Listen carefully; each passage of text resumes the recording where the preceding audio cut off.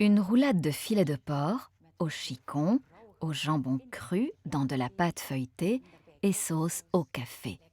Pour moi, c'est le plat de fin d'année idéal.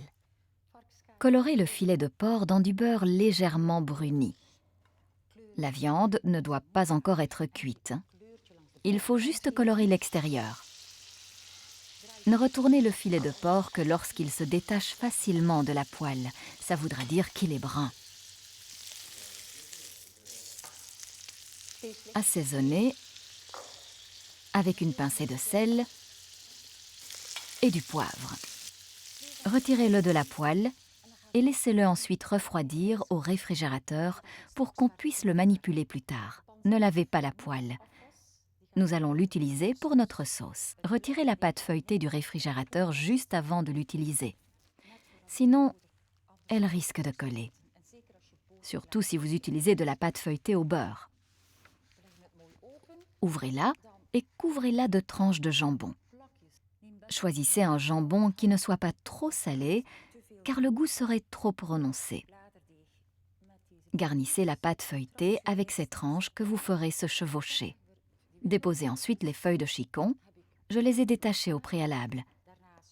Faites-les mijoter dans une noisette de beurre et un soupçon d'épices. Pas trop, ça prend environ 5 minutes. Et n'oubliez pas de laisser refroidir ces feuilles de chicon. Vous pouvez aussi le faire à l'avance. Disposez joliment les feuilles sur le jambon. Couvrez-le entièrement.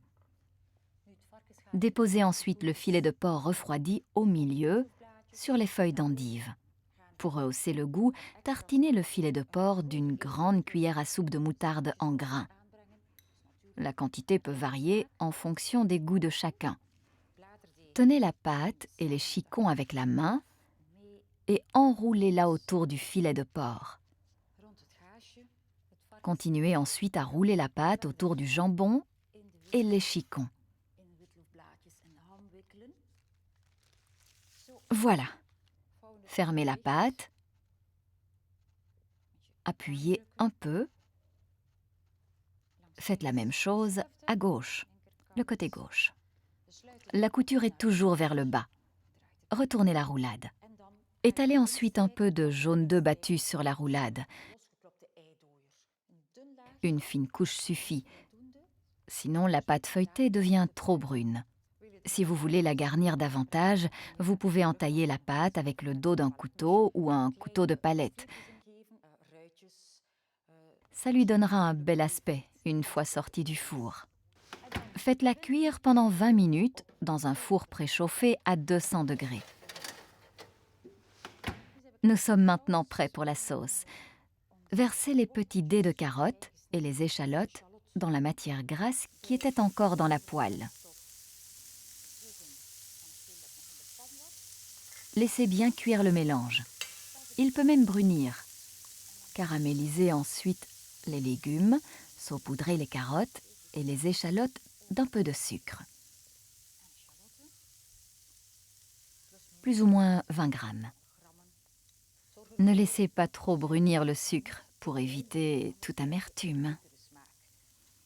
Le fond de la poêle est un peu adhérent. C'est idéal pour la sauce. Mouillez les légumes avec du fond de veau Lacroix.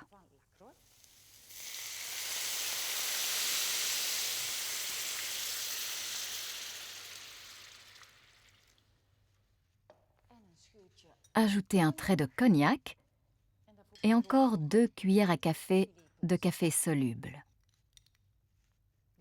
Cette délicieuse sauce au café, vous pouvez la faire réduire pendant 15 minutes pour obtenir une sauce encore plus savoureuse. La viande, je la laisse encore un peu sur le côté. Comme ça, elle peut reposer un peu. Et entre-temps, je termine la sauce. Elle est assez réduite.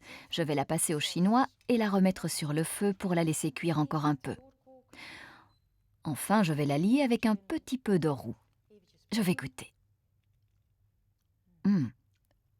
Les arômes sont délicieux. Cette petite note amère du café, je n'ajoute plus rien. Découpez la roulade en médaillons, un bon centimètre d'épaisseur. avec un couteau bien aiguisé, c'est important. Vous voyez que la cuisson est bien rosée. Disposez la viande sur une assiette préchauffée. J'ai aussi braisé quelques chicons, des chicons miniatures. Je les ai un peu colorés. Ajoutez quelques pommes dauphines ou une autre préparation de pommes de terre de votre choix, sans oublier la délicieuse sauce aromatisée au café. Un plat surprenant qui vous garantira un certain succès durant les fêtes de fin d'année.